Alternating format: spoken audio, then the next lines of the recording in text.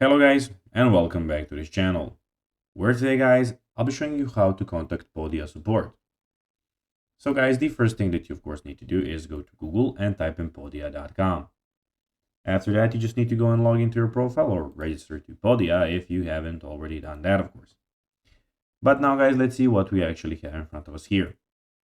So as you can see here, we have the website that I have created, and we have a separate video on how you can actually go and create a website on our YouTube channel. So you can go and check it out there. In the left side, we have the homepage, the design, we have the help, we have, as you can see, the publish and all those things in the top right corner. But now guys, let's see how you can actually go and contact the Podia support. Firstly, you need to go to the top side of the screen here in the top left corner and click out of the three options, the help option. Then here, as you can see, you have popular articles. You can go and check out. Maybe some of these popular articles can help you. But if not, you have the YouTube channel here and the help center.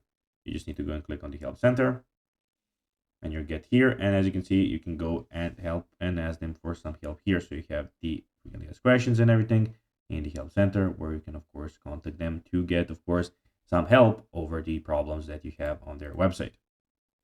So guys, that will be everything for this video. I hope that you found this video informative and entertaining, guys.